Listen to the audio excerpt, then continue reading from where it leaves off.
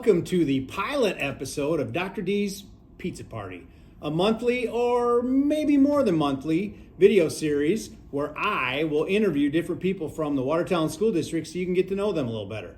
We will also be featuring a different pizza place from here in Watertown each month. Today we have some fine Casey's Pizza. So let's get started. Today's guest is our very own Assistant Superintendent, Mr. Derek Barrios. Mr. Barrios, why don't you just tell us a little bit about yourself? Yeah, so I am married to my wife, Amanda. I've been married since 2009, however many years that is. I'll let you do the math on that. We do have two children. Adeline is in 8th grade this year, and our son Croy is a 3rd grader. And just starting my 3rd year here in Watertown with the school district, and we are really enjoying our time in Watertown and being closer to family. And it's kind of a short synopsis of me. Awesome. So what made you consider and brought you here to Watertown in the first place? So I'm actually originally from Brookings, a Brookings Bobcat, which, is quite contentious, being the Watertown Arrows now. So originally from this area, my wife is from Arlington originally, and I've always kind of wanted to get back up into the Northeast area, neck of the woods, as I started my educational career. And so when the position opened up, talked and long and hard with my wife about what we should consider, and we did, and happy that we're now here in Watertown. Well, it's great to have you. So maybe tell us just a little bit about the position as Assistant Superintendent. Some people might not know what the Assistant Superintendent does, or maybe then they wonder what the Superintendent does. But you can tell us about what the Assistant Superintendent does and how that really benefits the students and staff here in Watertown. Yeah, so I think what I most appreciate about this job and kind of what it is that it's something different every day. It might be some parent emails or phone calls. It might be working with principals on teacher evaluations, test scores, working with the AD on different activities or issues that he's dealing with. So really my job, if it has to do with the school, there's a chance that I probably get to work on it in some way, shape or form.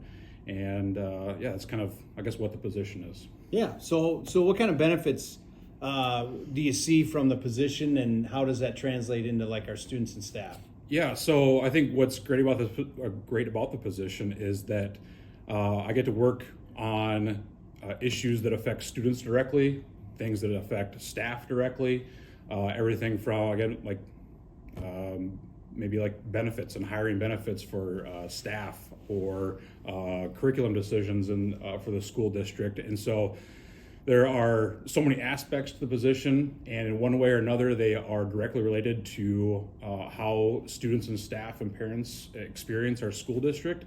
And I think that's what makes the position so enjoyable, is that it could be a variety of things.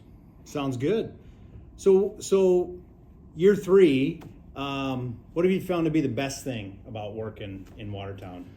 I think, what's great about Watertown is this is actually the biggest school district that I've worked for. And I think what's awesome about it is that every day when I come to work, I know that, there's over 3,500 students or 500 staff that are impacted by the things that I'm working on a daily basis. And to know that what I'm doing directly impacts all of those individuals, but my family and my students, my kids as well.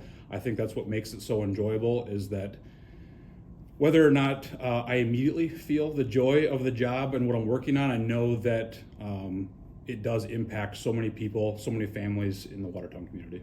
Yeah, I think we all find that value in our work, especially at the district level. That's where we kind of feel like we're making a difference, is the impact on the whole system. Right. So let's find out a little bit more about you. What kind of hobbies or what kind of things do you like to do outside of work? I do attempt to golf. I take a few swings at the golf ball once in a while and sometimes miss or put it in the trees, but I do that. I do a lot of hunting and fishing. Obviously, it's a great area for that as well. I actually got a chance to go out with my son, who's a 3rd grader this year, and shoot a mentor deer with him.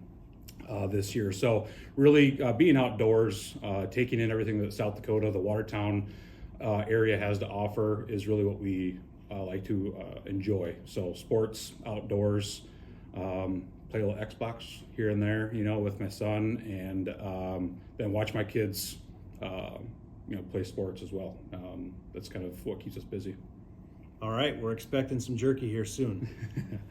One thing I know about you personally is that you went to college at Dakota State, and you played football while you were there.